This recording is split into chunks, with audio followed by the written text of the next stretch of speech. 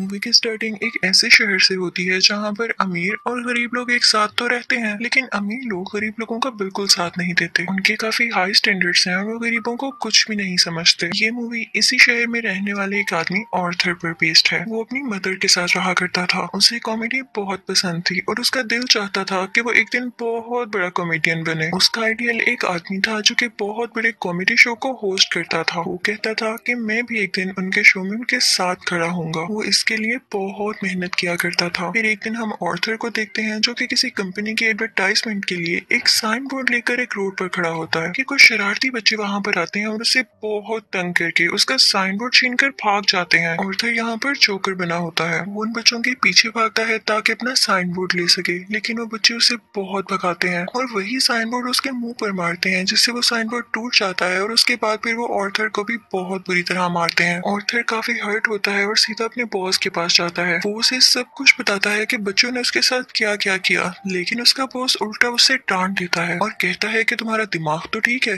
बच्चे ऐसी हरकत कैसे कर सकते हैं। बॉस उससे कहता है कि मैं तुम्हें तुम्हारी सैलरी भी नहीं दूंगा। ऑर्थर में कॉन्फिडेंस की बहुत कमी होती है, इसलिए वो यहाँ पर खुद के बारे में कुछ बोल ही नहीं पाता। वो वहाँ से काफी उदास होकर बाहर आ जाता है और सोचता है कि क्या मैं इतना बुरा हूँ कि कोई भी मेरी बात का यकीन ही नहीं करता। वो अपने घर आता है और डांस करने लगता है। यहाँ पे हम देखते हैं कि उसकी बॉडी काफी वीक होती है। अगले दिन ऑर्थर अपने कोलीग से मिलता है और उसे उन बच्चों के बारे में बताता है। उसका कोलीग उसे कहता है कि ये तो बहुत गलत हुआ, तुम्हें अपनी हिफाजत करनी चाहिए थी यार। और इसी के साथ वो उसे गन देता है और कहता है कि इसे अपने पास रख लो, ये मुश्किल वक्त में तुम्हारे काम आएगी। ऑर्थर ये लेने से इनकार करता है, लेकिन वो आदमी जबरदस्ती उसे गन दे देता है और फिर ऑर्थर अपने घर के लिए निकल पड़ता है। वो बस में होता है तो उसके सामने एक बच्चा भी बैठा होता है। वो उसे हंसाने की कोशिश करने लगता है और वो बच्चा जोर जोर से हंसने लगता है, जिस पर उस बच्चे की मदर को गुस्सा आ जाता है और वो ऑर्थर से कहती है कि हटो, परेशान मत करो हमें। लेकिन इस बात पर ऑर्थर हंसने लगता है। इनफैक्ट हमें बताया जाता है कि ऑर्थर को कोई सीरियस साइकोलॉजिकल इशू होता है और वो अपनी हंसी को कंट्रोल ही नहीं कर पाता। उसे कहीं पर भी हंसी आ जाती है। वो बस में बैठी हुई उस लेडी को एक कार्ड देता है जिसमें उसकी डिजीज के बारे में सब कुछ लिखा होता है। वो घर आता है और अपनी मेडिसिन लेने लगता है। इनफैक्ट वो गरीब था और ये दवाई बहुत एक्सपेंसिव थी, तो वो गवर्नमेंट के बनाए गए मेडिकल सेंटर से ये दवाई फ्री लेता था। वो एक दिन अपनी साइकियाट्रिस्ट के पास जाता है। वो उसे कहती है कि मुझे अपनी डायरी दिखाओ कि तुम क्या क्या लिखते रहे हो। जैसे ही वो उसकी डायरी खोलती है उसमें ये लिखा होता है कि मैं उस तरह नहीं मरना चाहता जिस तरह बुरी तरह से मैंने जिंदगी गुजारी है। फिर ऑर्थर वहाँ से अपने घर जाता है तो उसकी मदर उससे पूछती है कि क्या थॉमस की तरफ से कोई लेटर आया, तो ऑर्थर कहता है कि नहीं, आज भी नहीं। इनफैक्ट थॉमस इस मूवी में बहुत ज्यादा रिच बिजनेसमैन दिखाया गया है और लोग उससे बहुत डरते हैं। उसकी माँ उसे कहती है कि अगर उसको हमारी हालत के बारे में पता चलेगा तो वो हमारी हेल्प जरूर करेगा। अगले दिन जब वो बाहर जाता है तो वापसी पर आते हुए रास्ते में उसे एक सिंगल मदर मिलती है जिसके साथ एक छोटी सी बेटी भी होती है। वो ऑर्थर को काफी अच्छी लगने लगती है, लेकिन वो अपने घर आ जाता है। यहाँ उसकी मदर उससे फिर उसी लेटर के बारे में पूछती है तो ऑर्थर कहता है आपका क्या लेना देना है उससे, वो हमारी मदद नहीं करेगा। अगले दिन हम देखते हैं कि वो सिंगल लड़की ऑर्थर के घर पर आती है। वो उससे कहती है कि मैं कुछ टाइम से नोट कर रही हूँ कि तुम मेरा पीछा कर रहे हो, जिस पर ऑर्थर उसे कहता है कि हाँ, मुझे तुम अच्छी लगी हो। तो इस पर वो लड़की हंसने लगती है और जल्दी उन दोनों में दोस्ती हो जाती है। ऑर्थर को एक और जगह से जोकर की ऑफर आती है। वो एक चिल्ड्रन हॉस्पिटल होता है और जब ऑर्थर वहाँ पर जाकर डांस कर रहा होता है तो उसकी पॉकेट से वही गन बाहर आकर गिरती है। सब बच्चे डर जाते हैं और स्टाफ हैरान होता है कि इसके पास गन क्या कर रही है। ये बात फैलती है और उसे इस जॉब से भी निकाल दिया जाता है। वो अपने बॉस को कॉल करता है कि ये तो सिर्फ एक टॉय गन है, तो उसका बॉस उसे कहता है कि झूठ मत बोलो, मुझे तुम्हारे कोलीग ने सब कुछ बता दिया है कि तुमने खुद उससे गन ली। यहाँ पर ऑर्थर का दिल दोबारा से बहुत दुखता है कि उसके कोलीग ने तो उसे जबरदस्ती ये गन दी थी। फिर हम देखते हैं कि ऑर्थर ट्रेन में घर जा रहा होता है और वहाँ पर 3 बिजनेसमैन भी होते हैं जो कि थॉमस वेन के ही आदमी थे। वो ट्रेन में बैठी हुई एक लड़की को छेड़ रहे होते हैं।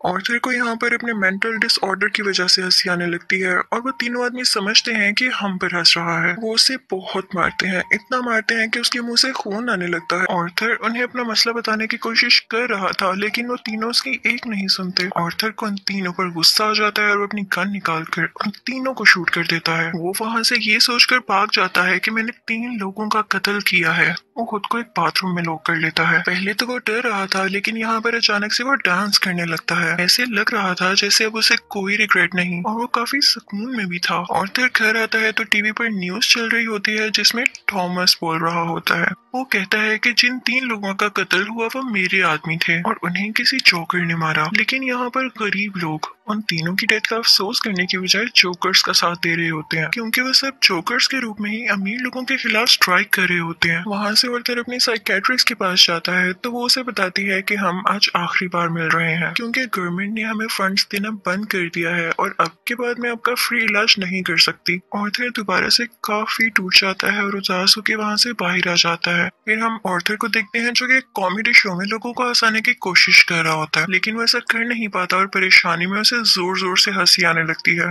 इस वजह से उसका शो खराब हो जाता है और वो घर आ जाता है। घर आने पर उसकी मॉम उसे कहती है कि बेटा ये लेटर टॉमस के लिए पोस्ट कर दो। आर्थर जब ये पढ़ता है तो उसे अपनी आंखों पर यकीन ही नहीं आता। वो अपनी मदर के पास जाता है और कहता है आपने मुझसे ये सब कुछ क्यों छुपाया। उसकी माँ उसे बताती है कि बेटा मैंने ये जानकर नहीं किया। इनफैक्ट थॉमस और मैं एक दूसरे को पसंद करते थे और इवन शादी भी करना चाहते थे, लेकिन मैं बहुत गरीब थी और वो बहुत अमीर, तो हम सोसाइटी की वजह से शादी नहीं कर सके। आर्थर अपने बाप से मिलने के लिए निकल पड़ता है। जब वो वहां पर पहुंचता है तो उसके घर के गेट के पीछे थॉमस का अपना बेटा खड़ा होता है। आर्थर उसके सामने बच्चों जैसी हरकतें करने लगता है और उसे भी हंसाने की कोशिश करता है, लेकिन तभी वहां पर थॉमस का बटलर आ जाता है। वो उस बच्चे से कहता है कि स्ट्रेंजर से बात नहीं करते और आर्थर को वहां से जाने के लिए कहता है। आर्थर उससे कहता है कि मैं सच्चाई से पर्दा हटा कर ही जाऊंगा। मेरी माँ ने थॉमस के यहाँ 30 साल काम किया और वो दोनों एक दूसरे को पसंद भी करते थे और मैं किसी और का नहीं थॉमस का ही बेटा हूँ। जिस पर बटलर उसे कहता है कि तुम भी पागल हो और तुम्हारी माँ भी पागल है। उसने ये स्टोरी अपने पास से बनाई है, उसका थॉमस से कोई लेना देना नहीं है। ये सुनकर आर्थर को काफी बुरा लगता है और वो वहाँ से चला जाता है। आर्थर जब घर जाता है तो उसे पता चलता है उसकी मॉम को कोई अटैक हुआ है और उन्हें हॉस्पिटल शिफ्ट किया जाता है। आर्थर जब बाहर बैठा होता है तो उसके पास 2 पुलिस ऑफिसर्स आते हैं। वो उससे पूछते हैं कि ट्रेन में उस दिन जो 3 आदमी मरे क्या तुम उनको जानते हो। तो आर्थर आगे से कहता है नहीं, मुझे क्या पता होगा। उसे पता चलता है कि इन पुलिस ऑफिसर्स ने उसकी माँ से भी सेम क्वेश्चन किया था, जिसकी वजह से उसकी मॉम को अटैक हुआ। वो अंदर अपनी माँ के पास आ जाता है और वहीं पर वो सिंगल मदर भी होती है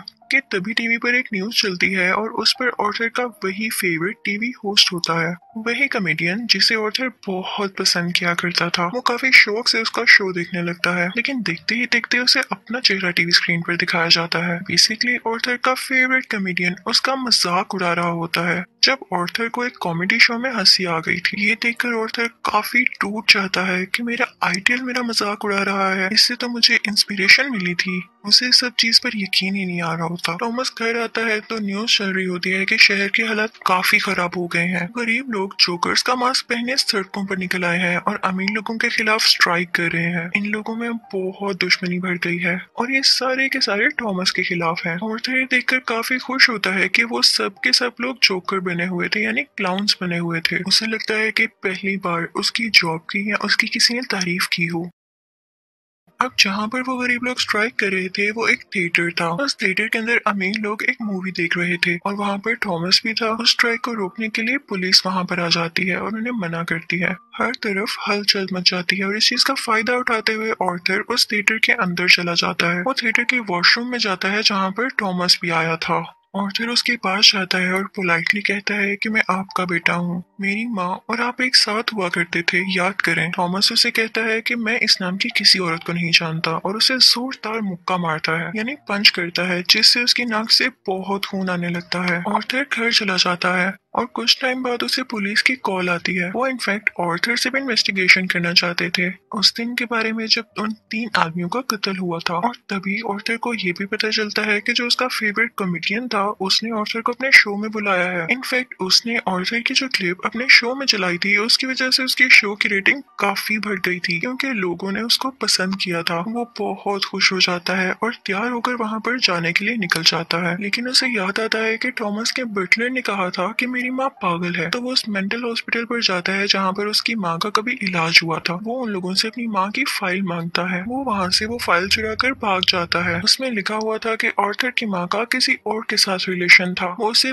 बहुत ज्यादा फिजिकली अब्यूज किया करता था, मारा करता था। और इसी दौरान आर्थर के सर पर भी चोट आई थी, जिसकी वजह से वो आज इस डिजीज का शिकार है। वो वहाँ से सीधा अपनी दोस्त यानी उसी सिंगल मदर के पास जाता है, लेकिन हमें यहाँ पर पता चलता है कि वो तो थी ही नहीं। वो असल में सिर्फ और सिर्फ उसकी इमेजिनेशन में थी और उसको उसके विजन्स आया करते थे। आर्थर अपने माँ की चोट की वजह से काफी परेशान होता है। वो हॉस्पिटल जाता है और पिलो से अपनी माँ को मार देता है। घर आकर देखता है तो उसे एक पिक्चर मिलती है जिसके पीछे लिखा हुआ था कि मुझे तुम्हारी स्माइल बहुत पसंद है, जो कि थॉमस ने लिखा था। और ये पिक्चर उसकी मदर की थी। यहाँ उसे एहसास होता है कि उसकी माँ झूठ नहीं बोल रही थी। वो अपना जोकर का मेकअप करने लगता है और यहाँ पर वो काफी दुखी होता है और उसे कुछ समझ नहीं आ रहा होता कि उसके आसपास क्या हो रहा है। तभी वहाँ पर उसका वही कोलीग आ जाता है और वो कहता है कि जो उस दिन ट्रेन में 3 कत्ल हुए और रिसेंटली तुम्हारी माँ का भी कत्ल हुआ, मैं उसके बारे में कुछ पूछना चाहता हूँ। आर्थर को लगता है कि ये लोग फिर से मेरा जीना हराम करने आए हैं और वो यहाँ पर अपने कुलीग को बुरी तरह से मार देता है। अब इसके बाद आर्थर तैयार होता है और अपने जोकर का फुल कॉस्ट्यूम पहन लेता है। वो अब अपने फेवरेट कॉमेडियन के शो में जाने की तैयारी कर रहा था। वो बहुत खुश होता है और रास्ते में डांस करता हुआ जा रहा होता है। वहीं पर वो दोनों पुलिस ऑफिसर्स भी आ जाते हैं जो उससे ट्रेन में हुए हादसे के बारे में इन्वेस्टिगेशन कर रहे थे। पर आर्थर वहाँ से भाग आता है और भागते भागते एक ट्रेन में घुस आता है। उस ट्रेन में और भी बहुत सारे लोग ऐसे थे जिन्होंने जोकर का कॉस्ट्यूम पहना था। पुलिस इतने सारे लोगों में उसको ढूंढ ही नहीं पाती, तो इसी बात का फायदा उठाते हुए वहाँ से बाहर आ जाता है और अपने फेवरेट कॉमेडियन के शो की तरफ जाता है। वो जब उसके सामने जाता है तो वो उससे पूछता है कि क्या तुम भी जोकर बने हो, क्या तुम भी अमीरों के खिलाफ प्रोटेस्ट कर रहे हो। आर्थर उसे रिक्वेस्ट करता है कि आप लोगों को मेरे बारे में कुछ ना बताइएगा सिवाय इसके कि मैं एक ऑर्डिनरी जोकर हूँ।